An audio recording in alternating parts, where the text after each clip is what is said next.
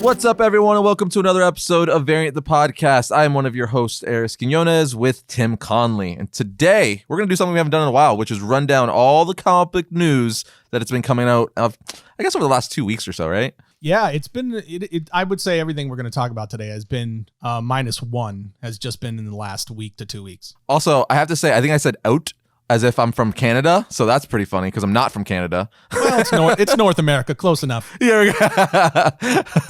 Although I hear Canada is really nice, and I would love to visit. Yeah, we should see what that's about. I see what you did there. I get it.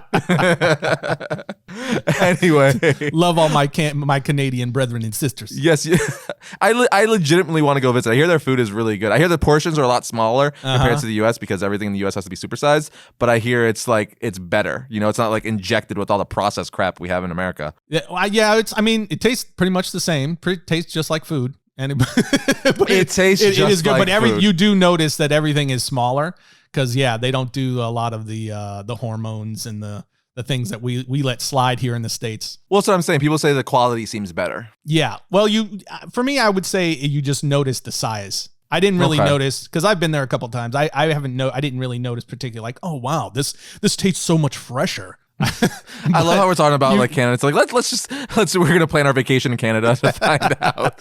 It is a beautiful place. If you've never been, it's a beautiful place and they got great people. So for sure. I mean, Ryan Reynolds, come on, man. Yeah. The beloved Ryan Reynolds. He is a national treasure. National treasure. Anyway, let's get into the news. First order of business is Disney. Disney has reporting that Oscar Isaac is going to play Moon Knight in the MCU. Yes. How crazy is that?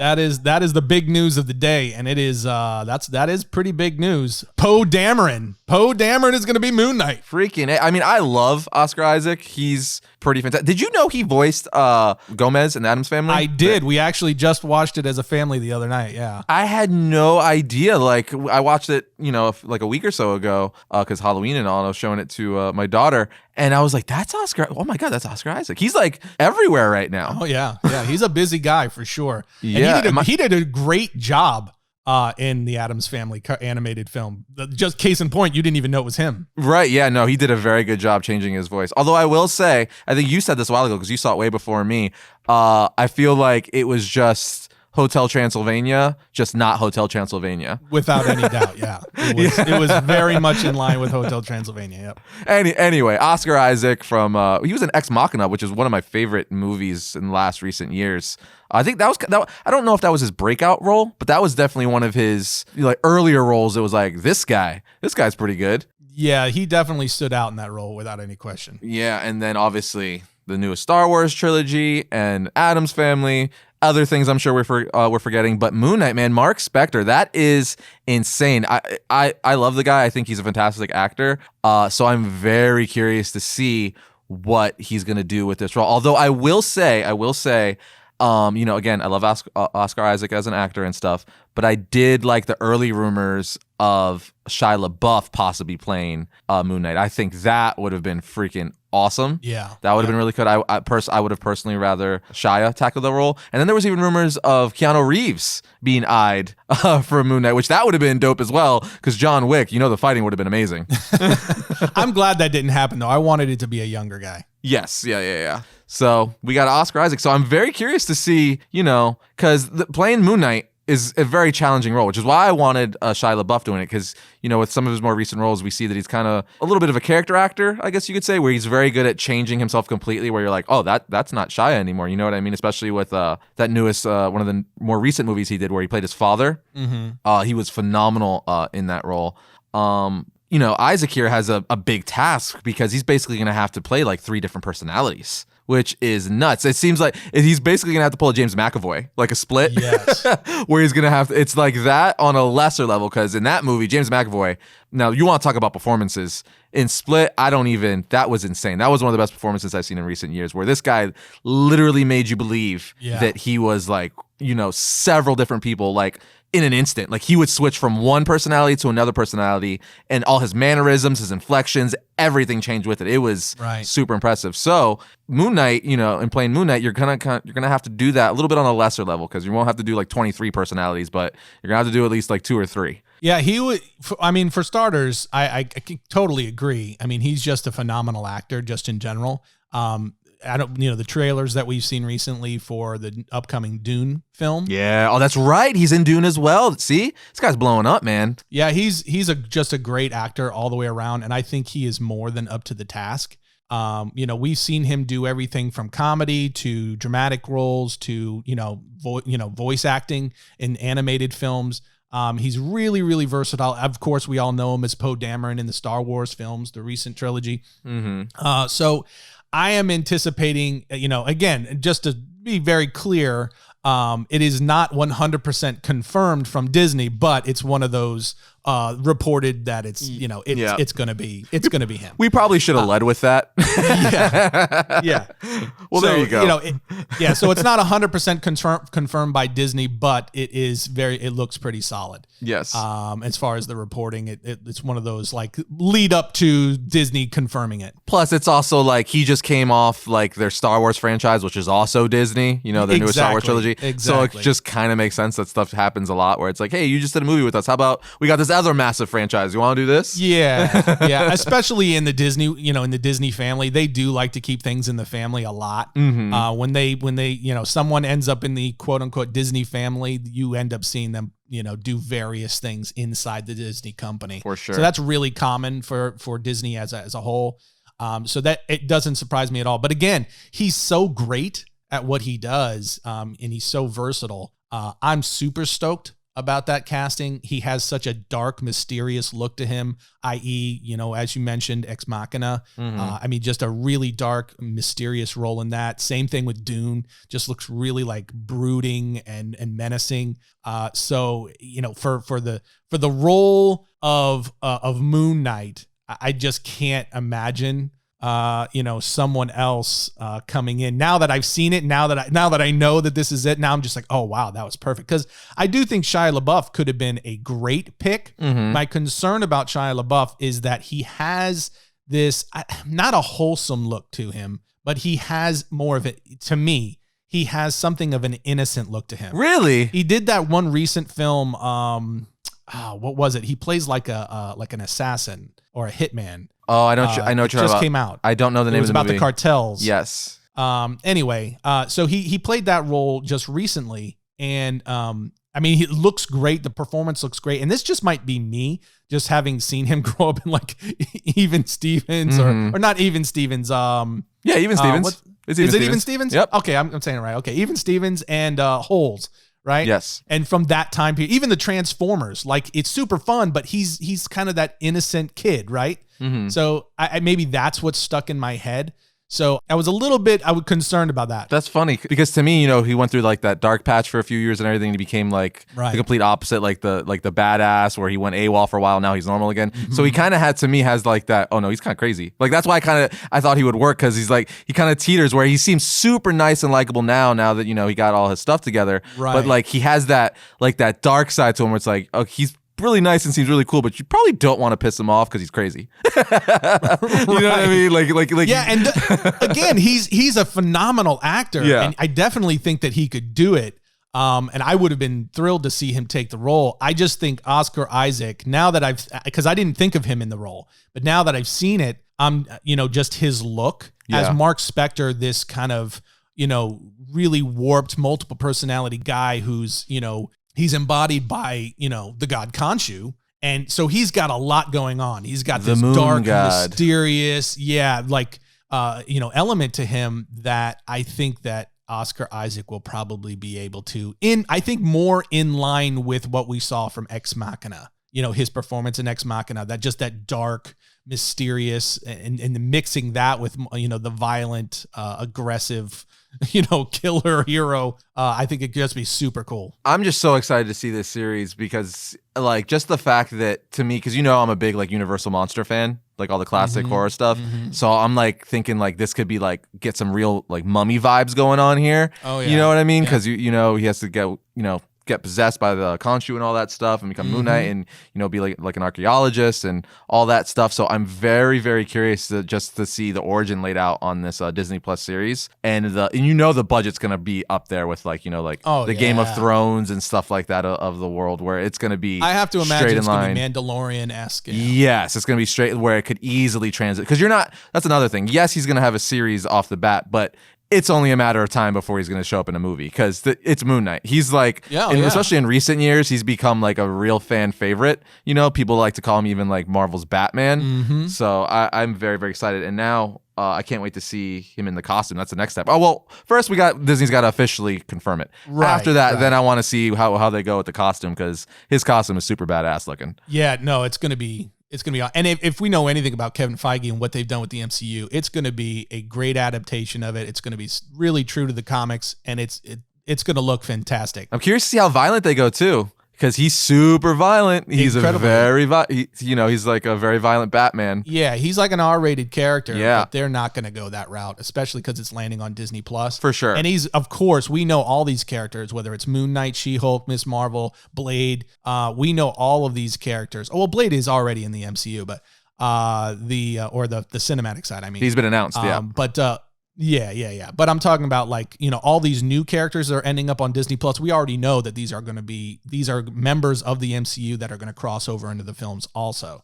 So, whatever we see on the screen on Disney Plus is going to be exactly what we see, just on a bigger scale. Once he lands on the cinematic side as well. Yeah, I'm super interested for this to get officially confirmed, and obviously just see the series in general. Because even before we knew who was playing Moon Knight, I'm a fan of Moon Knight. He's not like one of my favorite characters, but I enjoy him a heck of a lot. So I definitely want to see that on live action on the small screen, and then hopefully on the big screen sometime soon after. Without any doubt, yeah, that's gonna be really cool, and that kind of leads us into the next thing we wanted to talk about, which is what's happening in the Avengers title in comics, that it also involves Moon Knight, and just the question of whether or not what we're seeing in the comics is what we're going to see adapted in the shows Moon Knight, She-Hulk, Miss Marvel, etc.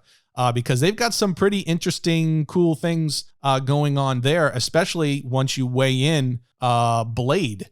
Because Blade is part of the storyline of what's going on in the Avengers title as well. And we know that they've already announced Mahershala Ali last summer. He's so awesome as Blade. Dude, he is one of the that couldn't be a more perfect casting, without a doubt. Like, he is such a good actor, and he just looks cool. Like, yes, like I'm like, oh yeah, totally see you on like a motorcycle with like fangs and like cool swords. Got it. Yeah, man, without any doubt. And we just learned, in Marvel Comics, in the Avengers title, Avengers 37 to be specific, we just learned that Blade took on the role of the Sorcerer Supreme in comics. Which is really, really cool. Very, very interesting. Which is really cool. And I mean, you know how I feel about Doctor Strange. So to see Blade take on that role, take on the role of Sorcerer Supreme, first of all, what an interesting combo. Right. Well, they've been doing all kinds of like crazy stuff, Marvel, lately, as far as like giving like characters like new mantles and or titles, like Ghost Rider becoming the King of Hell. Finally, you have this one where Blade is becoming the Sorcerer Supreme, and then the next one from this issue as well is She-Hulk being the new Iron Fist. Exactly, which is pretty crazy too. So it's like they're doing all these things to like switch these characters up, but like to what you were saying earlier, it's like, are they doing this on purpose, since they're introducing a lot of these characters into the MCU? You know what I mean? Or are they gonna, like, could you imagine if Mahershala Ali by the end of this next phase, and Benedict Cumberbatch is done after a few more movies, becomes the new Sorcerer Supreme? That would be insane. It would be wild, because in that same story run, and just kind of to be more specific, they're in the Avengers title. There's kind of this whole story arc going on where, they're trying to defend Earth from, against the return of Mephisto. So they wind up, kind of mixing and matching all of these powers. So Moon Knight actually winds up merging with the Phoenix Force, on top of Blade becoming the Sorcerer Supreme, She-Hulk, Jennifer Walters, She-Hulk becoming, Iron Hulk, and taking on the Iron Fist mantle. And they also had some stuff going on with Thor's hammer, which I don't want to get all that convoluted because what we've already talked about is going on in the Thor title where anybody can pick up Mjolnir. But they've got all these different things going on, and a lot of the powers change hands or whatever. But Black Panther's involved, and I guess the point is like a lot of the characters that are involved in this main Avengers storyline are characters that we're seeing them now introduce into the MCU, whether that be on Disney Plus TV series or into the actual cinematic side, all simultaneously. And it's like, well, is that coincidence, or is this what we're going to see, or some iteration of this combination? The one question mark obviously being, sadly, the role of Black Panther in all of it because of the passing of Chadwick Boseman. So, but I love the idea of all of these characters either having a temporary access to or actually taking on the mantle of these added power sets, like She-Hulk taking on the Iron Fist mantle, for example. It's just blasts the door open for some really cool stuff. And they call her the Iron Hulk. Iron Hulk, yeah. Which is a really cool title, by the way. Yeah, and I will say, like, I'm by no means like a big fan of like She-Hulk, you know what I mean? Like even before the recent changes they did with her where she's like huge and massive now, even like OG Jennifer Walters, I've just been very casual. I'm like, yeah, but it's still cool to, to see her with these Iron Fist powers. Yeah. I mean, I totally agree with you. Obviously I'm a big Bruce Banner guy. That's my Hulk. But She-Hulk is fun. It's fine. I'm not, the biggest fan of her as a character as a whole either, but this is the direction they're going, and it's like, we gotta make do, No, I am curious to see where they take it all and whether or not we do end up seeing things like, because we know, for instance, like Benedict Cumberbatch is Doctor Strange, right? Yes. But a lot of these characters, even whether it be the actor themselves or the character, it's like they're older. It's like, okay, are they going to stick around for a long period of time, or are they setting up for like, this is the next generation of stories, to where we're going to see it's like a lead in, and then, in the next phase, in phase 5, this is where all of this stuff is headed. It's interesting. I feel like it's twofold because, like, obviously a lot of times they do stuff in the comics to get you ready or familiarize you for when they do it in the movies, right? But I almost feel like you could do the reverse now too, since the MCU is so massive and popular and more people watch the movies and obviously read the comics, that you could use that to fuel the comics now too, right? So they're like, since we have this in the MCU, let's do this in the comics because people will probably want to read the comics now. So it's like, I'm curious to see like when they do, like, to get in their brains to see when they do stuff because they want it to be in the movies, or when they're just doing stuff to capitalize on the movies and make money in the comics. You know what I mean? Oh, yeah. It goes both ways. I agree. It really, you have such tremendous writers on both sides, whether that's in the comics or on the film side. You get great screenwriters, for what Marvel does specifically. They've had great screenwriters for quite some time. So it could go either way. I just think it's very interesting that we're seeing this lead in, before we see any of these characters come to life, in live action in the MCU. We're seeing this lead in with the exact same or a very similar set of characters as to those that they're introducing. For sure. So it's curious to see, will we see a Moon Knight that eventually, Moon Knight is cool enough. You know how I feel also about like any kind of Egyptian lore, like No, yes, dude, that's why I like him so much, because that like mummy vibes going on, right. So anything like that, like whether we're talking about Moon Knight or Black Adam or Dr. Fate, anything that has that mystical and a combination of mystical and like ancient Egyptian lore, mythos, I love that crap. I know you do too. So I'm very curious to see, are we going to see like the introduction of these characters and they lead into some kind of a story arc with Mephisto at some point that's ripped out of this comic That would be run? pretty dang dope. That would be amazing, because again, that's one of those big, huge villains that they could lead into. Mephisto is no joke. I want to see Dormammu again. I feel like he was like underplayed in the Doctor Strange movie. Like, you know what I Yeah. mean? He's such like an iconic Strange villain and so cool and powerful that they need to bring him back somehow. Well, we know they're breaking open the the dimensions. Yeah. Right. So that we know we're getting the multiverse. And so I guess anything is possible, but I kind of got the vibe. Yeah, from the I know what you're first gonna say. Doctor Strange that he's just too big. Yeah, I'm just kind of like, it's everyone's like the MCU as a whole is like phenomenal, right? But like they have the villain problem where it's just like one and done, and that's why I'm just like, but Exactly right, it's yeah. like with a lot of these villains like Dormammu and stuff like that who are massive villains, it would be like introducing like Doctor Doom and he's only in one movie. Where it's like, no, that's Doctor Doom, man. He stays Right. around. You don't one and done or kill him off or trap him, eternally in a prison. Like Yeah. you need to have him in more movies like they did with like Thanos and stuff like that. He's a villain that could be, used over and over again. Well, all of them really, but especially those bigger ones like Dormammu, Thanos, which they did, and Doctor Doom and all that stuff. So whenever they introduce Doctor Doom, what I'm saying is, please use him for more than one movie. I don't think that I'm 100% positive that Kevin Feige knows he would not get away with that one. Yeah. If he introduced Doctor Doom and it was a one and done, he would never live that down. So I think there's 0% chance of that happening with Doctor Yeah, Doom. it would have to be because he would have to do like the Loki thing almost with it, right? Where he's like becomes a staple to the MCU and he's just constantly there. Yeah. Whoever gets cast as Doctor Doom is going to be a mainstay. That's I would bet money on it. Yeah, that's a massive role, and the Fantastic Four just in general, because you're introducing like the next generation of the MCU pretty much. Mm-hmm. Which I don't know about you, but I'm really, really still hoping that we get John Krasinski and Emily Blunt, the real life husband and wife duo, to play the Richards family.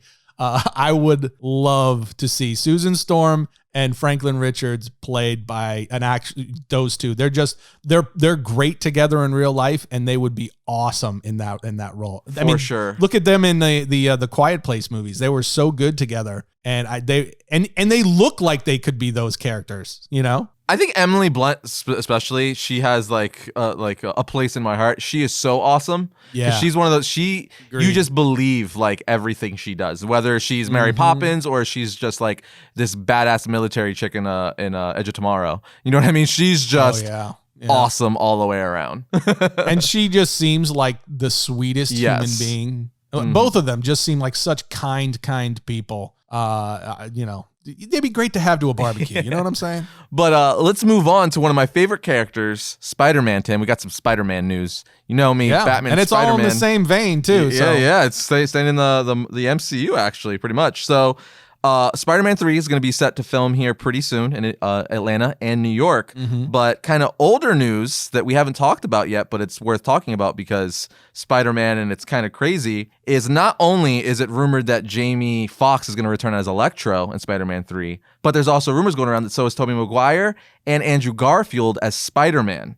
So if that's true, along with the Jamie Foxx announcement returning as Electro, does that mean they're doing a live-action Spider-Verse? Because also, we know in the Morbius trailer that freaking Vulture was in that trailer, who is from the MCU, and now he's in a Sony movie, which, as of now, it's not officially in the MCU, but I guess that's more is going to be revealed within the Morbius movie.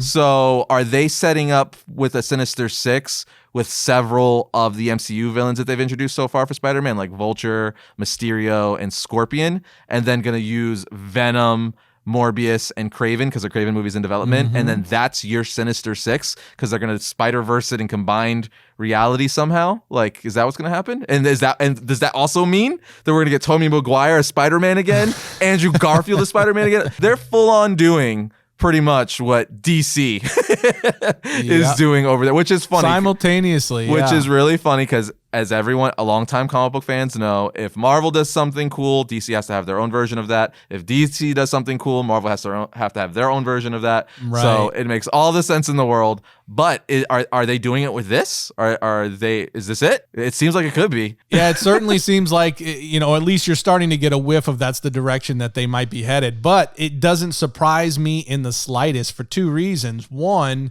we know just like DC, they're cracking open the multiverse. They've said very, very specifically and often, actually, in the last couple of years that they're going cosmic in this next phase or two. Well, the Doctor Strange movie Yeah, exactly. It's right. in the title. The multiverse of madness, right? Mm-hmm. And that's another thing. Doctor Strange is apparently in Spider-Man 3, acting as a mentor figure for Spider-Man, replacing Tony Stark. Exactly right. So we know they're cracking open the multiverse, and that's going to be at the forefront of everything that's going on, especially because, I mean, we also know they're introducing the Eternals and everything that's going on with Guardians of the Galaxy and what's happening and going on with Thor, et cetera, et cetera. So we know that that's happening. So that blasts open the possibility for the Spider-Verse. But the second thing is we also know that the Spider-Man was only brought back into the MCU for one movie. That was it. That was the agreement. After we lost Tom Holland's Spider-Man and all the hubbub about that. They made a deal, but it was only for one film. That's it. So my opinion, even when we learned that, was I think this is part of that agreement was Sony saying, okay, we'll give you one more movie, but then that movie has to set up for our Spider-Verse that we then take over after this film. This is the last one, and then we take over the franchise, so it needs to set up. I don't want to believe it. No, that. I don't want to believe it. That's not, no. I know. I don't even care if it's true or sounds true. I choose not to believe it. I say no. Yeah, exactly. Nay, I say. And I don't know. We don't know which direction it's going to go, and I would love to believe that that's not going to be the case. But, you know, the fact that Disney was willing to walk away, and then at the end they said, okay, hey, let's bring one last dance, shall we? But it was just one. You're making me sad. And then You're but then also seeing again, like you said, we already know Michael Keaton is going to be in the Morbius movie. That's an MCU character. Yes. That's not a, you know what I'm saying? That was a massive tease in that little trailer. That was an insane drop because everyone's like, what? So they're converging? So they already told us. They already told us that they're crossing over in between the two. So, and then, you know, you add all these rumors. Again, nothing is confirmed. There's no confirmation on any of this at all. It's all just rumor and smoke. But if in fact, I mean, the Jamie Foxx thing is pretty close to confirm. They didn't actually officially confirm that. No, it's kind of like the Oscar Isaac thing where it's like confirmed, but it's not confirmed. Right, exactly. So, but if that's the case, I mean, right there, they're kind of tell you which. And let's touch on that for just a second because we haven't had a chance to talk about Jamie Foxx coming back as Electro. It's crazy. I'm just going to say right now for everyone, what in the world? Well, I will say that was the weirdest news to break. I think that fans could have imagined regarding Spider-Man. Well, I think they're doing it on purpose too, because it's just getting buzz, because everyone's trying to connect the dots. They're like, well, wait a minute. That makes no sense, because he was part of a previous Spider-Man franchise that's already been like canceled and that got rebooted with Tom Holland's Spider-Man. So they're sending, and they do the same thing with the Morbius trailer, where they didn't tell anyone. They're just like, we're just going to drop it in there and let you guys discuss. And then the internet's on fire because they're like, what? Michael Keaton Vulture was in this trailer, but that's a Sony movie. That makes no sense.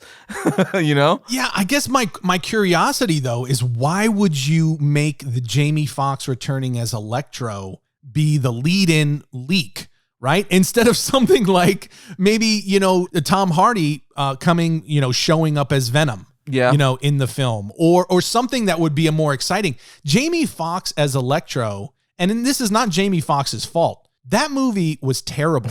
It was awful. And Electro in that movie was a doggone disgrace. It was terrible. Yeah. I mean, it was embarrassingly bad. And I'm not trying to knock anybody. I don't mean to sound harsh, but it was bad. And I think that was universally understood that was not accepted well, and so to make that the leak, I mean, it's interesting because it's like, oh wow, okay, I see what they're doing, but then at the same time, it's like, but why? That was not good. Why would you do that? It kind of gives you a tinge of, well, maybe they can redeem it because Electro is a cool character and Jamie Foxx is a great actor, so that kind of gives you a little bit of, okay, well, maybe they can fix it and redeem what we got in the movie, the last movie where he appeared, but who knows? That, or they're doing things in reverse, like they're doing little ones before giving the big reveal. Because, like, let's say they're like, first they're like, hey, Jamie Foxx Electro is returning, but also now we got Andrew Garfield freaking another Spider-Man returning. You know what I mean? Yeah. And it's kind of so like, it wouldn't be shocking to me if they're like, hey, William Dafoe is somehow back as a Green Goblin, even though he was killed in the first Spider-Man movie. Right, but right. like, it's Spider-Verse. Hey, we can make it work. So he's back, and that means we also got Tobey Maguire, Spider-Man. You know what I mean? And for me, just being like a big fan and like I love multiverse type stuff, I'm kind of like, it's like what I said about the DC stuff. I'm like, give me Val Kilmer Batman, give me Bat Nipples Batman. I'll take it. Sure, it's the multiverse. We have all these versions, so it's kind of like, we do alternate versions episodes. You have like the really cool versions of like Thanos, and then you have like Thanos who freaking has massive thighs and likes to dance. You know what I mean? Like Thanos or Glove Mitten Thanos. Yeah, so right. I'm down for like all these weird versions as long as it's one piece of a bigger picture. You know what I mean?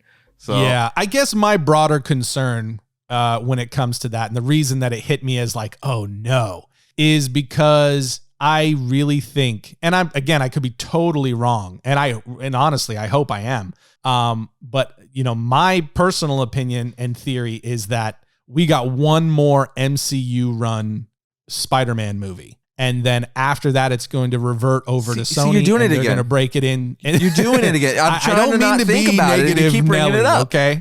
Yeah, I'm sorry. I'm sorry to be Debbie Downer. But I think that there's a really good chance that is what's going to happen here. Is we're going to get one more MCU Spider-Man film, and then it's going to revert over, and we're going to have Sony basically running the Spider-Verse and breaking it into a live-action Spider-Verse, which, of course, in theory, is awesome. And that, just look at what they're doing it already in the animated, side. Right. Could be totally, totally cool. And honestly, something I think Spider-Man fans across the board would love to have seen. It's just what we've gotten from Sony, purely Sony, regarding the Spider-Man world, hasn't been, I'll say it hasn't been consistent. For sure. I'm going to be nice and say it hasn't been consistent. For sure. Live action. Animated, live action. Yes, yeah. The live action specifically. Mm-hmm. Yeah. The Into the Spider-Verse movie was phenomenal. Arguably the best Spider-Man movie ever made. Correct. Yeah. 100%. Mm-hmm. Live action or not. Yes. Yeah. It was fantastic. But again, that was like in the realm of all of the Spider-Man movies they've made, that was the anomaly. Mm-hmm. That was like an odd man out. You can make the argument of, the first Spider-Man with Tobey Maguire, and even the second Spider-Man. People like the second one more than the first, it seems. I mean, I do. Yeah, I personally do. Yeah. So, definitely the first two, the first one has like a nostalgic element to it, even though it is kind of cheesy, but it was the first, real big modern superhero film. And then the second one I still think is a fun movie. But past that, man, it hasn't been super consistent. So that makes you worried. And even the first Venom film, it made a bunch of money. A lot of money. But it wasn't, it had problems. It did. It was fun though. It was one of those movies for sure had problems. But like, it was, to me, I think I've said this before, where it's kind of like the Underworld movies, right? Where like, on paper, they're not like these cinematic gold or like whatever, but they're just fun to watch. Yeah, you just turn off your brain. You know what I mean? It's just like, yeah, it's fun. Without a doubt. So, I guess that would be where my biggest concern would be, because the second Spider-Man film with Andrew Garfield as Spider-Man and Jamie Foxx as Electro, it had deep problems. And if that's what they're kind of doing, they're wrangling it, and that they're going to leverage that stuff and turn that into their Spider-Verse, that makes me concerned. Yeah, I mean, we'll see. I mean, I think it's still the same director, right? From the first two MCU Spider-Man movies? Yes. Well, right now. Yeah. Yeah. So, I'm very curious to see how it turns out. But now you got me thinking, which you kept saying, where this could be the last MCU Tom Holland movie, because like you said, it is true that Bob Iger called up the president of Sony and worked out like, we'll do one more movie, but like was it open-ended to where we'll just go one movie at a time, like we'll do a 1-year lease at a time to see like where it's at, or does this mean the reason why Vulture is crossing over into Morbius and all this stuff is because they are getting ready to transition, or are they just like, hey, the deal is our Venom characters could also cross over to the MCU as well? You know what I mean? And they can make money off that way. I don't know. It's just, I don't want to believe that Tom Holland is going to leave you the really MCU don't. Yeah. and go to Sony and only Sony, meaning we will never see him interact with Doctor Strange. Or again, we'll never see him interact with the Guardians of the Galaxy, never interact with all of the amazing characters already established in the MCU. That's going to bring me to the verge of tears, Tim, and I don't want it. Yeah, it's a tough I don't one. want it. It's a Because tough Tom one. Holland is also, you know, by far the best live action Spider-Man. Obviously, I've said it before, Tobey Maguire will always have a special place in my heart because that's the Spider-Man I grew up with, and I love those movies. They were part of my childhood. Yeah. But Tom Holland, his Spider-Man, I mean, he's got the best Spider-Man in my opinion, at least. He's amazing at the role. He embodies the young kid the best. He was a young kid when he started playing the role. He's Spider-Man. Much like Robert Downey Jr.'s Iron Man, Tom Holland's Spider-Man. I couldn't agree with you more there. For me, he is by far and away the best Spider-Man we've gotten thus far. Yeah. But you know, again, the reason I just don't have the optimism is because what were the two main hangups for why Sony and Disney couldn't come to a deal the first time around, and where compromises were made to get a one more film deal done. Was the two main sticking points was the money. Sony wanted more of it. And the second one, and I think arguably this is even bigger, is they wanted Kevin Feige. They're like, we need you to steer our ship so our stuff could be super amazing. Yeah, we want our stuff to be good too. Not super amazing, super amazing. Yeah. And you know, then the reason I say arguably that's the bigger one is because Kevin Feige's already pulled in 1,000 directions working for Disney. Because now you got to remember, he's not just the head of the MCU anymore. He like as far as like the cinematic world, he's overseeing all of Marvel. That's now. right. Yeah, it's So his role is massively spent. There's no way that dude is going to. You think he got a raise with that? Oh, you think? But now you tack on all the problems that Disney's having as a whole, you know, company wide.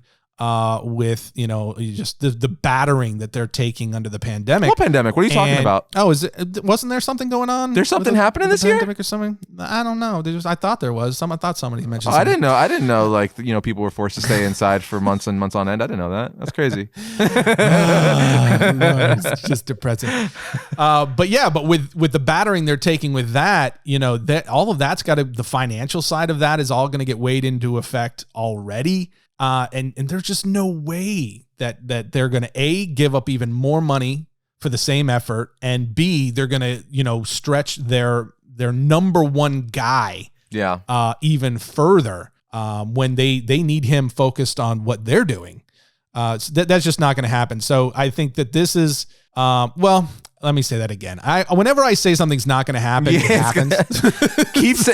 Just keep saying that. That way he stays in the MCU. He stays there. Say it slowly. Yeah. So I personally don't think that is going to happen. I think that is unlikely in my opinion. But I hope I'm wrong because, you know, I would love to see Spider-Man stay in the MCU, but all the signs of what they're setting up, how they're lining things up, and what we've seen kind of, in my view, it tilts toward this is going to be the last film with Spider-Man in the MCU, and we're going to be passing the torch off to the Sony Spider-Verse here in the near future. And I choose not to believe that. And I say, nah. Whatever. Animaniacs is coming out soon, and I'll look forward to that. Brand new series on Hulu. Yes, I tweeted out already. I already tweeted out the trailer that they released, but the Jurassic Park one. Did you see that? Amazing. I tweeted that out, and I was just like, "This is going to be my sweet relief." After what is almost certainly going to be several weeks of election chaos, of pain, just pain and suffering. I just like, this is going to be my sweet relief. So thank you, Hulu. I'm so excited. I just hope they stick to the original form. I don't want to get off on a tangent here, but they have the original series, which we all grew up on Hulu as well. And my daughter is obsessed with it. It would literally, for about 3 months, she went through the series, no joke, not being facetious here. Like, she watched the series from beginning to end like 5 times. Like, that's incredible. Yeah, there was like a solid like 2-3 months of like quarantine where like it was every night she watched 3 episodes then bed. Like it was a thing where she's That's like fantastic. Dad, and she calls it Maniacs because she's 3. So she's like, Daddy Maniacs. And so she watched like 2 or 3 episodes and then she go to bed.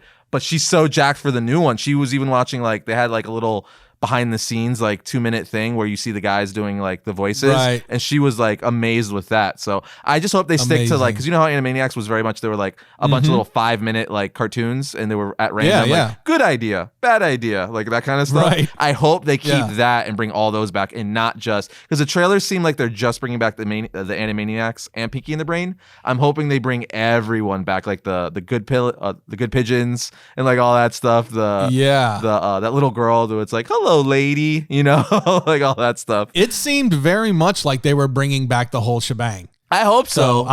For me, did you see the bigger main trailer? No, all I've seen them pushing is Pinky and the Brain, because I'm trying not to watch too much of it too. I saw the Jurassic Park trailer and then the first teaser, and all they really showed was Pinky and the Brain, and then of course the Animaniacs. Okay, yeah, that's why you think that. There's a new main trailer that shows like the broader. They're bringing back the whole thing. It looks like they're literally just bringing back the show. Oh yeah. Sweet so relief. I'm super stoked. It's going to be, the animation is a little bit different, but it's not different enough for me to care. I just want to see it. Yeah.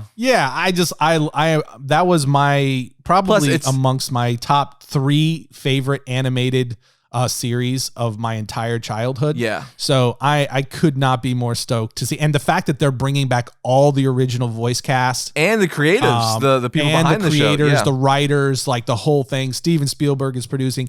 I mean, it's just amazing. And I want to point out and congratulate little Olivia, your daughter, on fabulous taste. You should be very proud. Yeah, she's addicted. But like I was going to say, more importantly than the animation is, like you said, the original voice cast and creators. Like that, if you have the original voice cast and the guys who made the show, I mean that's all of it right there. Right? Everything else is like that's everything. Is easy. So yeah, but so good. Well, let's move along to some more Marvel news. Shang-Chi is now going to be released before the Eternals. So they're obviously because 2020, as the world likes to say now, everything's getting shuffled. Everything's getting either delayed, moved back mainly. 2020 was canceled. Yeah, no joke, man. And replaced with pain. That's it. Yeah. We literally just like skipped it. You know, like people play Uno, like skip. That happened in 2020. It's just like we're skipping the year. It's like nothing's really happening. But anyway, yeah. So it's like nothing's happening, but everything's happening at the same time. It is weird because we're also getting thankfully, season 2, which we're going to talk about here in a second, but season 2 of Mandalorian was shot before all the chaos. So 2020 as almost not really to redeem itself, but as if trying to redeem itself, at least for all us nerds out there, like, here's season 2 of Mandalorian. There you go. Enjoy that. Eat that while you're sitting at home. It's just like, it's like getting an ice cream cone at the end of a really bad day. Yeah, like after a doctor's appointment or something like that. Yeah. Like when you were a kid and you had to go get your shots or something, and and your parents took you to get an ice cream cone and make you feel better. Let's go to Carvel or Baskin Robbins. Yeah, exactly. But that's interesting, to the bigger picture of that. I'm very curious to see, because I believe obviously there's so many dates and so much content, shows, movies, things coming, release, comic books, that it's hard to keep track. But I know for sure this isn't the only thing that gets shuffled around, obviously, because obviously the Falcon Winter Soldier movie got delayed, WandaVision got delayed, but now, obviously, the MCU, there's shuffling stuff around as well. But I'm very curious because the MCU is a weird beast where all the movies intertwine, right? So they have to be released in certain spots or before certain movies or after certain movies for it to make sense, because it's all connected. It's a universe. Because at the end of every Marvel or MCU movie, if there's like a tease for another movie or it's setting up for this, or you see this character from that movie come back to this one. So I'm curious to see what this means. Like, did they have to reshoot something? They're like, oh yeah, that little Easter egg at the end, we're just putting it in Shang-Chi now, and we have to do a new one for Eternals. So I don't know. I'm curious to see what that means. Yeah, it might just be a situation where it was an easy flip-flop because timeline-wise, it's happening at the same time. Right. So it really doesn't matter a ton, which one comes out before the other. But clearly they've figured out a way to make it work, but they've had to move a whole slew of things around, just trying to, again, navigate the craziness that has become this 2020 and even going into 2021. And so, you know, the general dates are, I think, around the same.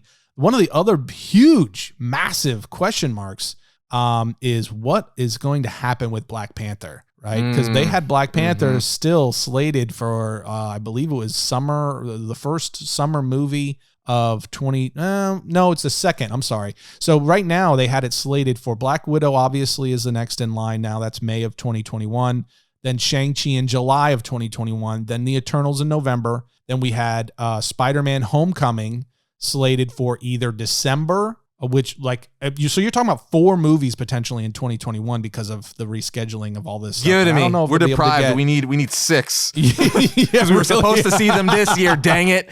That's true. Yeah, that's true. We were supposed to get what, 2 or 3? 2, I believe. 2. Yeah. So Black Widow and the Eternals. Right. Yes. Is we were supposed to get. Yeah. So then Spider-Man 3 is currently slated as, you know, again, kind of all of this is a little bit tentative. For December of 2021, then Thor: Love and Thunder, Doctor Strange in the Multiverse of Madness, Black Panther 2, and Captain Marvel 2. So it was like 4 and 4 is the current slate. But the big question marks now, obviously, lands pretty heavily on what is going to happen with Black Panther. Yeah, we talked about this briefly. Like, do they recast? Do they kind of like write him out of the MCU and make up an excuse? What a sticky... Man, that's a tough one. I don't even know which one I would want right now, because it's like you want to honor, you know, the legacy that was Chadwick Boseman. So you don't want to do a disservice or, you know, be insensitive by recasting so quick, but also like he's such a big part of the MCU and people love the character so much. You know, would they want someone to kind of honor his role and mantle and just kind of pull an Edward Norton / Mark Ruffalo thing where, you know, they just continue and everyone ignores it and it's like, yeah, it's just Black Panther, new guy playing him, but same character. So I don't know. Man, it's really tough. I guess right now it's hard to see because it's still so fresh. Yeah, that's true. You know, we lost Chadwick, you know, just a few months ago. And it was a shock to everyone. Dude, I think that's the biggest thing, right? That it's one of those things where no one knew that he was battling cancer for like years. You know what I mean? It was a total blindside. Literally while shooting Black Panther, Civil War, Infinity War, like he was battling this, which, you know, we've already talked about this in a podcast, but it just says so much. And the thing that really kills me and, you know, brings me to tears is he, you know, being a hero and stuff like that and having cancer, he would go to children's hospitals with kids who were going through like chemo. And it's in the middle of battling himself saying to be strong. Oh man, I don't even, this kid's choking me up talking about it, but it's just, dude was like a real hero, like a real life hero. He didn't just play one. He was being a hero for kids that were actually fighting for their lives. Insane. Yeah. It's just such an amazing, and I think that's what makes it harder, right? I mean, you see this really awesome guy who lost, you know, a tragic fight with a disease, an incurable disease. And it was sudden as fans, it was sudden and unexpected. And now, you know, from a production standpoint, you have to make a decision. Yeah. Like if you're Disney, you've got to make a call. You've got to figure out like what we're going to do. Obviously, the first thing they're probably going to do is push it out. Just reshuffle, delay, so you don't have to mention it. Yeah, and just push it off. Yeah. And, you know, maybe Captain Marvel is going to come after the Multiverse of Madness. We've got to change or alter the storyline.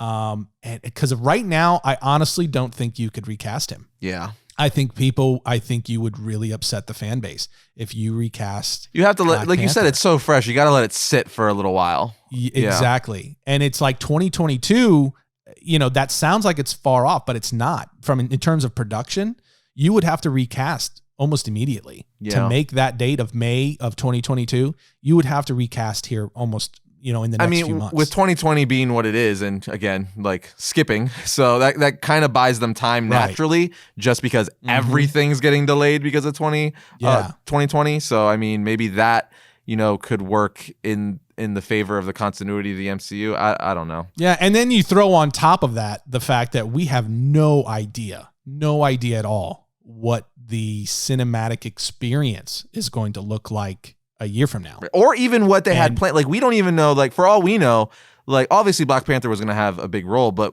we don't know. It could have been, like, super significant. You know what I mean? So we don't even know if, like, wherever he was going to be, like, 4 movies from now was super crucial to other characters and just the MCU in general. So, Right. there's just so much that only the creatives really know. And I have to imagine that Disney was aware of what was happening with Chadwick. You would think, right? Just from a contractual standpoint, that the executives and the higher ups, Kevin Feige, that they were aware, that he had made them aware of just, how bad things had gotten. So I'm sure that they have had at least a little bit more lead time than the rest of us to start grappling with, first, the hard reality of losing Chadwick as a person, and then the business side of it. That's first and foremost, right? Like, obviously, us being like the fans and consumers, we only see the movies and trailers and toys and stuff. But these are friends. Yeah, especially something in the MCU where like you're working on like these movies for years and years. Like Endgame and Infinity War shot back to back. That was like a full year of going to set every day with these people, working super close, joking, having lunch. They become like family. 100%. And then even beyond that, all the movies connect. So they'll jump into this movie just to do a cameo. So they're like, hey, Robert, how you doing? And you know what I mean? So like you said, it becomes a family, and they're friends more than anything. So it's just all kinds of horrible. Yeah, it's just heartbreaking all the way around, and which leads to, tough decision making. And like I said, there's just so many things that are up in the air that my guess is that first and foremost, it's going to get pushed. And they're going to reshuffle what movies come out when, and they'll just make some adjustments story-wise, in terms of timeline. For sure. To make that adjustment, and then give themselves another year or two to make a decision on whether or not they are going to recast T'Challa, or they maybe inject some kind of a storyline where T'Challa dies in battle somehow, and Shuri takes the role of Black Panther. Shuri, I've said it so many times, but Shuri is one of my favorite characters, and she's a great character. Awesome. Yeah, I think that there's actually a couple of characters inside the Black Panther universe that they set up that could take the role. Obviously, Shuri is like number one. She's in the royal family, the whole deal. But I even think Danai Gurira's character of Okoye could be a cool Black Panther. They could weave a cool storyline where you don't have to have royal blood to take the mantle. Even Nakia, that's played by Lupita. Oh, his Nyong'o. love interest in the movie. Yes, yeah, exactly. She's they kind of set her up to where she has royal blood of her own. And she's also a great, she had that same kind of regalness about her. So she could be a cool, Black Panther maybe. So they could go a couple different ways with it. Well, the internet sometimes has some pretty cool ideas. Obviously the internet has a lot of not great ideas, but it also has a lot of good ideas. It's the internet. But what I've been seeing, reading forums, as soon as this happened, people, were just kind of speculating, as the internet likes to do. They're like, what if somehow, because it's comic books and it is fiction, you give a redemption story to Killmonger, bring him back, give him a redemption story, and now he's fighting to honor freaking T'Challa, and he's the new Black Panther, and make him good. I mean, that's interesting, but how would they do that? They killed him. Dude, the Infinity Stones and all that stuff, it's comic books. You can bring them back. No one can stay dead. I guess. I don't think that's going to happen. I mean, it's cool. Because it's also Michael B. Jordan. And they were really good friends, apparently, in real life, even before they did the movie. Yep. So, him honoring his friend in real life, and then the fact how they in the movie how he was trying to take the Black Panther mantle, I think that you can make it work. It's, again, like I said, it's comic books. No one's ever really dead. You could make people come back, so it's fine. Yeah, I mean, that could be cool. Michael B. Jordan was awesome as Killmonger. Right, yeah. So it could be cool. I just don't think that that's going to happen for a couple of reasons. One, and most notably, and probably number one on the list, would be Disney is going. It also serves Disney's desire to see more female leads and more female heroes. So I think it is most likely going to be Shuri if they replace. Just have his sister. His sister is another. I don't think they'll replace a T'Challa. My guess is that they're not going to recast T'Challa. And if they do, it will be for someone to kind of do some kind of flashback sequences of some kind to explain what happened to T'Challa. Where we jump into the future and they explain what happened to T'Challa and they show Shuri is the Black Panther. I mean, there is concept art of Shuri in a Black Panther costume. Like that's a thing. Yeah, that's a thing. So I think in the long run, I think that was their plan anyway. I mean, she was just like, I just love the girl who plays her. I think she's super likable and she seems like such a sweetie. So I'm like, all right, she really does. You do it now. She just needs to get in the gym. She needs to get in the gym and start putting on some muscle mass. Because she looks like a runway model. She's really like thin. Petite, right? Yeah, she's small. Yeah, that's probably the better way to say it. She's petite. But it would be cool either way. Anyway, Mandalorian Tim. Let's talk about Mandalorian season 2. Yes, season 2. This weekend. Still in the Disney world because Disney owns everything. But season 2 is coming back November. But season 2 is coming back October 30th. And I could not be this coming weekend more excited.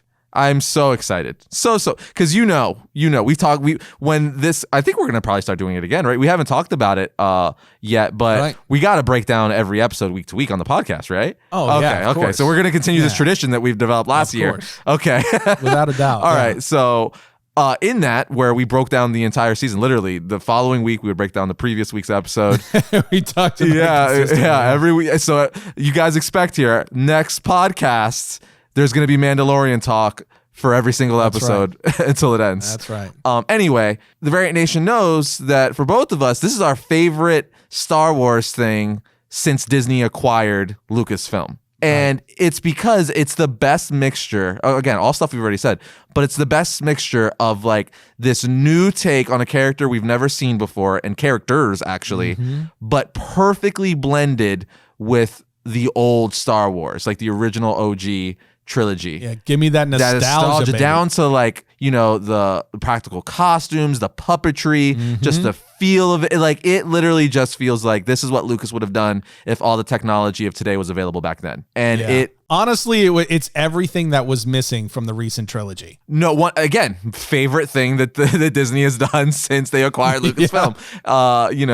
But it's just a live action, I will say, because the new Clone Wars, I mean, that was already good even before Disney, but they just continued because Filoni, finished it out. But live action, man, I'm so excited. And the main thing with this season is the Darksaber, right? Because we know the big cliffhanger with season 1 yes, indeed, is Moff Gideon came out of a broken crashed TIE fighter holding the Darksaber. And it's like, how the freak did this guy get it? Like, what happened? What happened? We need to know. We need to know because we know whoever holds the Darksaber is basically like the ruler of Mandalore, right? Like they're all going to follow him. Yeah. So it's like, is that where he's going after? Even though the Mandalorians are pretty much like, scattered now and you don't really see many Mandos anymore. Very curious. Yeah, there is so many things that they set up in the first one that I am just excited to see them continue. And then the child in the second season. Yeah, everything about the child. We need to know the lineage of the child. Like, well, we know the lineage. We know, like, it's Yoda's race, but like, who and where did the child come from? Because it's not Baby Yoda. We all call it Baby Yoda because it's cute, but it's not Yoda. And what does Moff Gideon want from him? Right. Oh man. Like and how did he get the Darksaber? I mean, there's so many different things that I am so excited to see them roll out in this season. And we've got a little sneak preview for the Variant Nation here. In fact, on coming out on the day of the second episode of The Mandalorian. So that's not this coming Friday, but next Friday. We're actually going to bring you guys an Origin of the Darksaber episode on the main Variant channel on YouTube. So keep an eye out for that. That's going to go along with, again, the second episode of The Mandalorian because we wanted to let you guys get your palate a little wet before we drop it. Which is really cool for me and both of us because my mind is very fresh now because it forced me to give me a deep dive recap of the origin of the Darksaber. So everything's super fresh in my mind, from its introduction all the way to its most recent appearance in the season 1 finale of Mandalorian. But I just, we've seen it plenty of times because it was introduced in the Clone Wars, right? Dave Filoni. It was introduced in that series, and it was awesome in there. Darth Maul had it, and all this stuff. We learned who created it, and all that stuff. All stuff that you'll learn in that episode, Origin of the Darksaber. Don't want to give away too much right now. You gotta watch that episode. Gotta have a reason to watch the episode. Exactly. Yeah.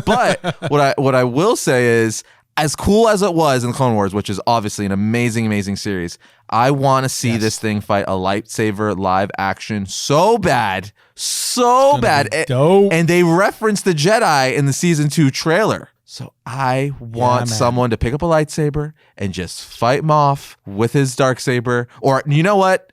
This has to happen, right? You think it has to happen. I'm getting all fanboy here right now. But by the end of the season, or at one point in the season, Mando has to get the darksaber, right? And he's gonna then lead the whoever's left of the Mandalorians, right? Like that's how it has to end. I want to believe that. Yes. Oh my God. He got his Beskar armor now. He's got his jetpack now. Yeah. All he needs is the darksaber, and then he will rule all the Mandalorians, and all will be right in the world. Oh my gosh, man. I really hope that this happens. I really do. I have so many things. There's so many possibilities. That's what I loved about season 1, right? And we talked about this before, but they set up so many possibilities of directions, and it was intentional. Make no mistake. It's a brilliant writing move. They set up so many possible directions they could go with it, while just constantly dangling these nostalgia carrots in front of us. So I just am left. I almost don't even want to think about it. I just want to just give it to me, John. God bless Jon Favreau and Dave Filoni. I'm telling you, Dave Filoni, John and Dave can do no wrong in my eyes right now when it comes to Star Wars. Joke. And I would love, especially if let's put it like this: if the sophomore season of The Mandalorian is as good or better than the first season, then for me, I would absolutely love to see that duo of Jon Favreau and Dave Filoni take over the entire Star Wars universe and just become a Kevin Feige tandem for Star Wars going forward. That would because they just have it dialed in. Give them a movie. They know what Star Wars is. Give them a trilogy. Yes. Give them a trilogy. Give them a trilogy. Yeah. Give them the next trilogy. Dude, for the love of Pete. I know this is purely us like fanboying and, our wishes. Oh, totally. But Old Republic, if they tag team an Old Republic trilogy. Oh, come on, man. Yeah. And you get Darth Revan. Preach. Oh, dude. Amazing. Amazing. By the way, I don't know if you know this. I know, I'm a action figure addict, and you dabble in certain ones that you like. Are you? I didn't know that. But I don't know if I told you this or if you just know, but Star Wars Black Series, they released a Darth Malgus action figure recently. I did know that. And a Darth Revan action figure, and then a Jedi Revan action figure. So he's in the white instead of the black. So I'm a big fan of like the, those Legends type stuff with all those old Sith Lords and Jedi Knights. So I kind of want those. Yeah. Yeah. I love that stuff. So yeah, I saw that they released that, and I kind of have to get some of the new Mandalorian stuff. So yeah, I really want a Mando helmet very badly. like a 1-1 scale one, dude. Make no mistake, I am scouring the Instagram and looking for someone who's making one. You know what else I found that I absolutely have to have is they have the Mandalorian crest. Oh, okay, right. Yeah. The skull. Yeah. They have that as a wall mount, but it's full scale. It's a full scale wall mount. It's a replica. I love that symbol of what they actually have in Galaxy's Edge in Disney World. Yeah, that's amazing. And Sideshow actually sells. Of course they do, because Sideshow sells everything cool. So if our friends are Sideshow are listening right now, feel free to send that over. We'll put it on set. Also, if you're listening to Sideshow, please make a darksaber, like a 1-1 scale one. I know they have a kid. They have like a kid version one, but I want like a Force Effects, like legit adult style darksaber. Amazing. Yeah. Speaking of, how about that guy on YouTube? What's the name of that channel? Hacksmith, man. They are crazy. Hacksmith. Yeah. My boys love that channel, but they created like that plasma lightsaber. Nuts. Incredible. And if you haven't seen that, for those of you listening, if you haven't seen the episode on Hacksmith where he created a lightsaber that literally retracts, it turns on and it's retracts a lightsaber. The same as a regular lightsaber. Yeah, it's an actual lightsaber. Like, you have to see it. It is unbelievable. They're cutting through steel and all kinds of stuff. It's amazing. Yeah, like a safe and stuff. What's crazy too, like, I love how he specified it though, because it's technically a proto saber from like the Legend and stuff, because it has to have a backpack, which is, for those of you who don't know Star Wars lore, the original lightsabers had like a power supply on the, the Jedi's back and stuff. So it's a training saber, basically. Right. So he made a proto saber, which, you know, it's a lightsaber. No one really cares. I'm just getting like nerdy technical here. Right. But it's like cool that like, because in my mind, getting nerdy technical, I'm like, okay, so he made like a proto saber. So he's actually like one day when he can get power strong enough into the hilt, make like a legit lightsaber that doesn't need like an external like power source. Insane. But I told you though, if this is what Hacksmith did, like just, you know, guys who have like this cool warehouse, right. Imagine what Google and NASA and Amazon scientists are doing. Yeah. Like if this is what this guy and his team is doing, what is NASA and Google and Amazon doing? You know, Bezos has got the best sentists on freaking retainer to do whatever he wants. So, what we're saying, like in secret, the rich nerds of Jeff Bezos and Elon Musk, they're creating Jedi and Sith armies somewhere on Mars. But dude, I'm right like now. joking, but I'm kind of not joking because in all seriousness, if this is what he has, you can't convince me that the stuff behind the scenes, like military and all the secret stuff, they don't have something cooler. Oh yeah. I mean, we know that the cutting edge, the bleeding edge of scientific exploration and discovery is years ahead of what we know on the consumer side. So who knows? So I'm saying, dude, what I'm saying is lightsabers are real. We just haven't seen them yet. Yeah, we're all gonna be battling with lightsabers in the future. Yeah, for sure. And if you have seen them, they probably offed you because they're like, you can't tell anyone. Amazing. But yeah, the dark saber, I'm ready. My body is ready. My mind is ready. Bring it on, Mandalorian. Yes. And the next thing we're going to talk about, Tim, you know me. There's three things that Arris absolutely loves. And one of those three things is Red Hood, right? It's like Batman the Animated Series and pretty much anything Batman. Is it? Power Rangers and you like Batman? the Red Hood. Yeah. I didn't know that was your thing. Did you like Batman? Yeah, yeah, he's kind of cool. You know, I may or may not have like a room basically dedicated to him, but it's fine. You should have told me, man. I could have gotten you like a figure or something. Dude, yeah. Man, you know what? Christmas is around the corner. Okay, now you know. Yeah, I'll put it on my list. Yeah. Anyway, they just teased somewhat recently here. We kind of already knew, but after Titan Season 2 on the DC Universe streaming app, which is now going to be on HBO Max, that Season 3 was going to have the Red Hood. Now, over this past weekend, they took to their Instagram and social media in general to do a little like 8-second teaser that showed like 2 frames of the Red Hood font. Meaning, like, and with the date saying, like, on this day, like Monday of next week, we're gonna show you like something Red Hood, and they stuck to it, Tim. And what did they show us? They showed us the first official picture of Red Hood in Titans Season 3, and I gotta say, it like a good shot, too. Good, like a full, not like he's in the like a silhouette or something like that. Like he is a full blown shot, and he looks awesome. He looks basically ripped out of the comics and video games. The only gripe I only have one gripe, and I think you agree with me, is that the helmet looks a little too big for his head, like a little too like bobbleheady. Yeah. But the helmet itself is a little disproportionate. Right. It just looks too big. Like his head just looks too big because of the helmet. But other than that, the design and everything, it's phenomenal. And wouldn't you know it, Red Hood actually has a Red Hood. That was like always my complaint, where I'm like, I get it, like the Red Hood is supposed to be his helmet, but the Arkham verse did it the best, I thought, when they introduced him into the video games and they gave him a Red Hood. I'm like, yes, Red Hood. It only makes sense for him to have a Red Hood. And the Titans crew continued that and gave him a Red Hood. And to that, I applaud them because it looks amazing. And I'm so excited. And it couldn't be better timing because McFarlane Toys is releasing their Red Hood action figure like in a week or so here. So I'm just going to be Red Hooded out all this whole next week or two. Yeah, they gave us they're giving a solid dose. I have to say the introduction of Red Hood there, it may force my hand to watching Titans just out of pure curiosity. Because they did a really good job with this suit. I mean, you already said it, but it looks ripped right out of. For me, I think it looks particularly out of the Arkham games. Yep, it's a good amalgamation. It is. It's definitely a mix of the two, but it looks dope.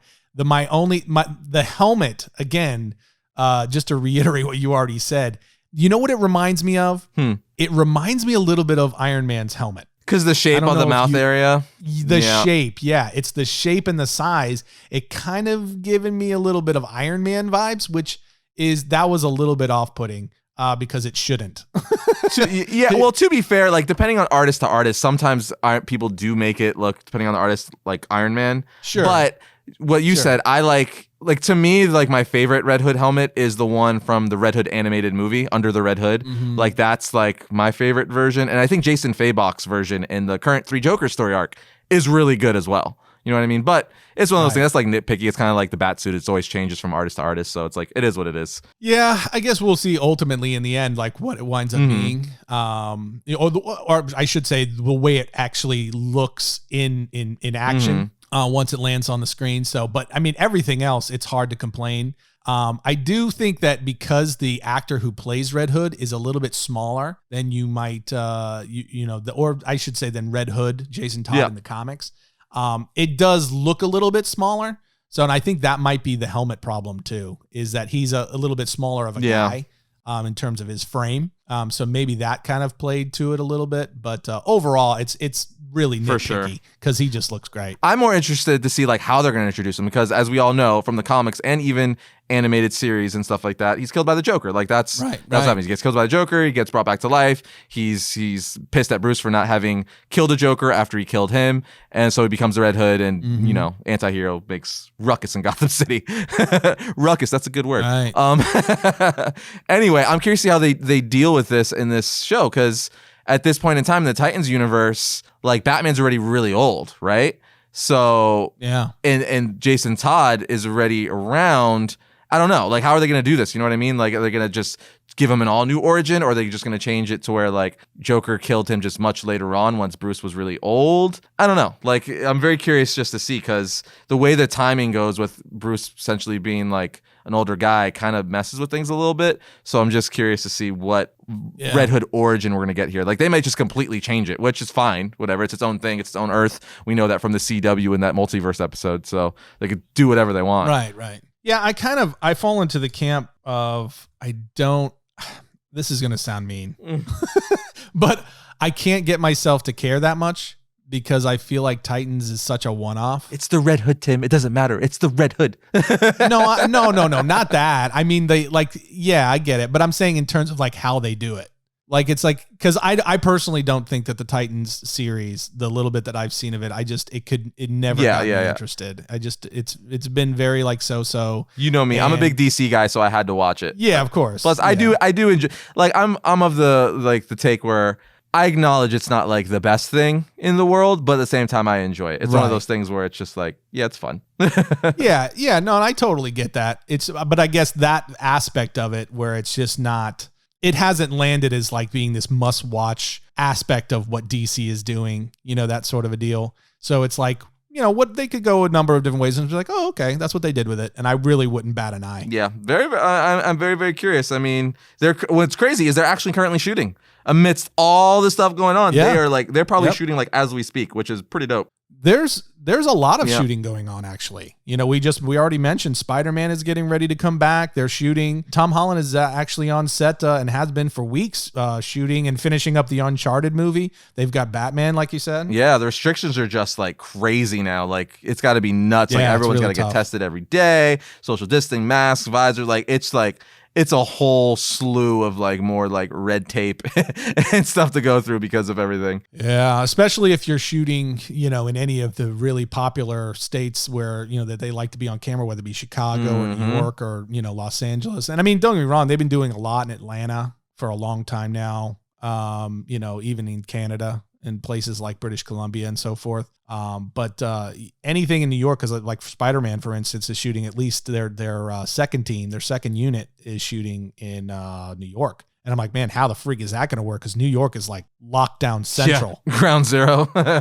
Yeah, man. So it's like, it's tough. Bringing up Spider-Man actually segues to the last topic for today, which is Tom Holland related, Uncharted, which he also just got done shooting this year. We got our first look at Tom Holland as Nathan Drake in Uncharted, which is pretty crazy. And also, I wasn't aware that Mark Wahlberg was in this movie. That's a thing. Had no idea. I found that out on Instagram last night because he posted a picture. Yeah, with his mustache and stuff. I had no idea. Now, admittedly, I've said it several times on the show. I'm not the biggest video game fan, and I know it's like a sin that I've never played Uncharted, considering it's like one of the most popular video games in recent years. But, it's Tom Holland, and I know enough about the story to be excited about it. So this is pretty cool news. Yeah, at the bare minimum, it's just cool. It was a cool first look because the picture that he put out of him as the character, Nathan Drake, it looks straight out of the video game. Yeah. It's pretty impressive how close they got. It looks like they're gonna it probably, for those that are real big fans of the game series,